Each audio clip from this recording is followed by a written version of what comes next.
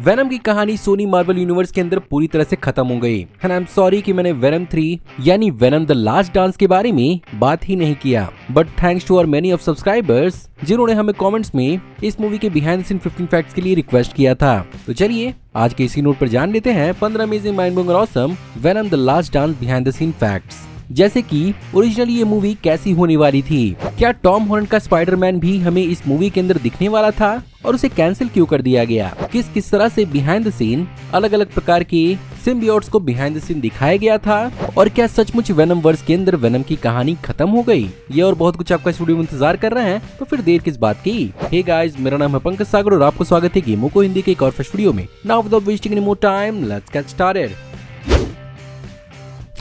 Venom 3 की अगर बात करें तो ये तो होना ही था, क्योंकि टॉम हार्डी ने एक्चुअली सोनी पिक्चर्स के साथ 3 वेनम मूवीज का कॉन्ट्रैक्ट साइन किया था। बट ये काफी अलग होने वाला था जैसा हमें दिखाया गया था, जहां पर ओरिजिनली इसे डायरेक्ट करने वाले थे एंडी सर्किस, और यहाँ पर ये मूवी और भी ज्यादा एक्सप्लोर करने वाली थी रेवेनक्रॉफ्ट इंस्टीट्यूट को, जिसके अंदर क्लेटस कैसिडी और श्रीक को सेकंड मूवी के अंदर दिखाया गया था, और पॉसिबली यहाँ पर और भी बहुत सारे विलन्स को दिखाया जाता।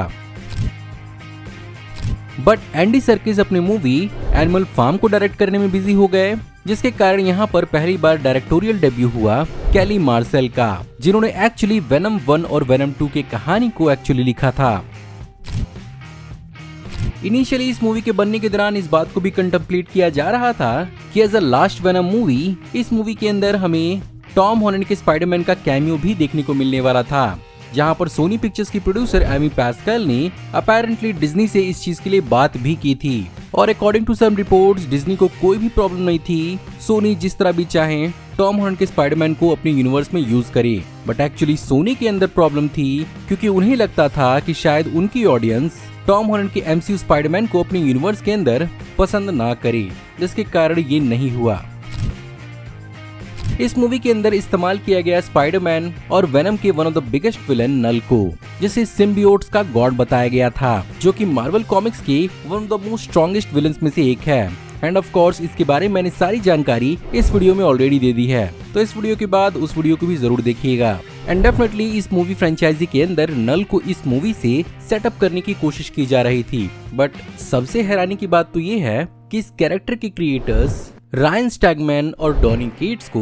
वेनम से जुड़े हुए कुछ एस्पेक्ट्स को मूवी में इंक्लूड करने के लिए कंसल्ट तो किया गया था, बट इन दोनों ही क्रिएटर्स को ये बात बिल्कुल भी नहीं मालूम थी कि वो यहाँ पर नल को भी इस मूवी के अंदर इंक्लूड करने वाले हैं, और इन दोनों ही ने सोनी से ट्विटर पर अपनी कंपनसेशन की डिमांड की थी।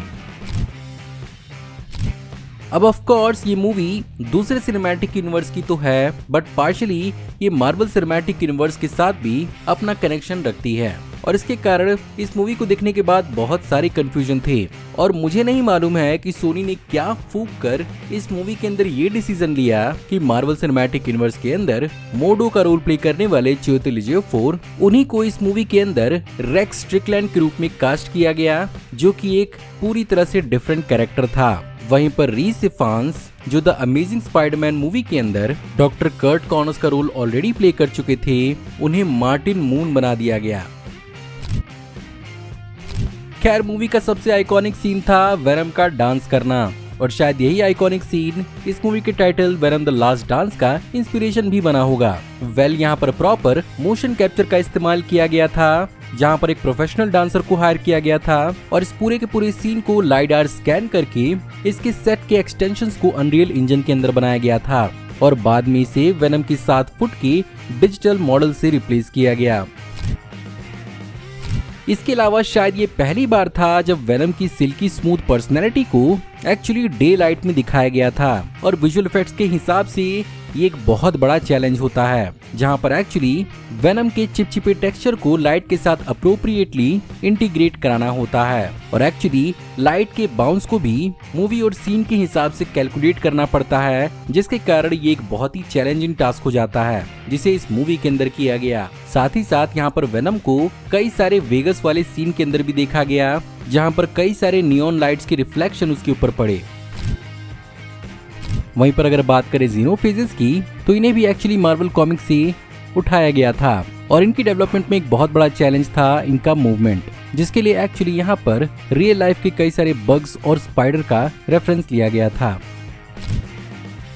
वहीं पर अगर बात करें वेनम हॉर्स की, तो ये भी बहुत बड़ा कोई चैलेंज नहीं था, जहां पर वैसे तो एक रियल लाइफ हॉर्स की परफॉर्मेंस को यहां पर कैप्चर किया गया था, बट यहां पर वेनम वाले स्पेसिफिक हॉर्स के लिए एक ट्रैकिक मॉडल का इस्तेमाल किया गया था, जिसे वेनम के एडिशनल मास और मसल के साथ इंटीग्रेट किया गया था।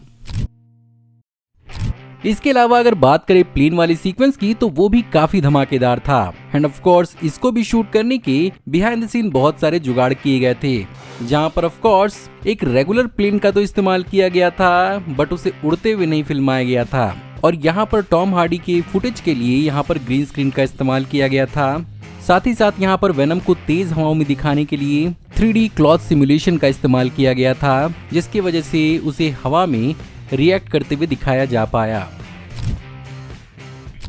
खैर इसके अलावा एक और चैलेंज था ऑफिसर मलिगन के ग्रीन सिम्बियोट को दिखाना, जो बेसिकली एक ट्रांसलूसेंट सिम्बियोट था। और ट्रांसलूसेंट मटेरियल्स को CGI और VFX में यूज करना थोड़ा मुश्किल इसलिए होता है क्योंकि लाइट को कैलकुलेट करना काफी ट्रिकी हो जाता है। साथ ही साथ यहाँ पर उसके फॉर्म और उसके मैस्कुलर सिस्टम को भी पूरी तरह से दिखाना था, जो एक बहुत ही चैलेंजिंग इशू था।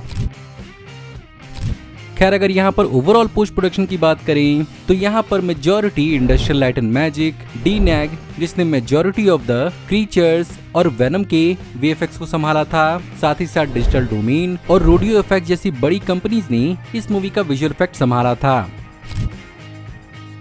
खैर इसके अलावा नल और सिम्बियोट्स के प्लेनेट क्लिंटर को भी दिखाना एक बहुत बड़ा चैलेंज था, जहां पर इसे एज ए लिविंग टार की तरह दिखाना था, जिसके कारण यहां पर हुडीनी के फ्लूइड सिमुलेशंस को इस्तेमाल किया गया। साथ ही साथ यहां पर नल को मोशन कैप्चर दिया था Venom let there be Carnage के डायरेक्टर एंडी सर्किस ने।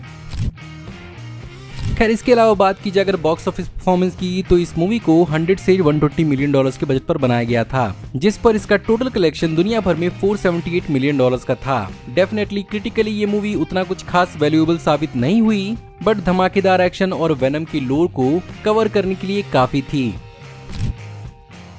लेकिन सबसे बड़ा सवाल उठता है कि जैसा कि यहाँ पर टॉम हार्डी का कॉन्ट्रैक्ट खत्म हो चुका है, क्या वेनम अपनी वापसी करेगा? वेल मेरे हिसाब से डेफिनेटली वेनम यहाँ पर अपनी वापसी करेगा, लेकिन एडी ब्रॉक के साथ नहीं, बल्कि इस यूनिवर्स के फ्लैश थॉम्पसन के साथ, और उसके कॉम्बिनेशन के साथ कॉमिक बुक में फ्लैश एजेंट वेनम भी बन चुका है। सो गाइज ये थी आज की वीडियो। मैं उम्मीद करता हूँ आपको आज की वीडियो पसंद जरूर आई होगी, और अगर आपको आज की वीडियो पसंद आई तो प्लीज वीडियो को लाइक जरूर करिएगा। कमेंट्स में आप बताइए कि आपको क्या लगता है वेनम का फ्यूचर मार्वल के अंदर क्या होने वाला है। अगर आप इस चैनल पर नए हैं और आप ऐसे ही वीडियोस को एंजॉय करना चाहते हैं तो प्लीज चैनल को सब्सक्राइब कर लीजिए, क्योंकि हम ऐसी ऑसम वीडियोस चैनल पर लाते रहते हैं। मैं जल्दी ही आपको एक नई वीडियो में देखने को मिलूंगा, तब तक आप हमारी इन वीडियोस को एंजॉय कर सकते हैं। Thank you for watching, see you in the next video, till then take care, good bye.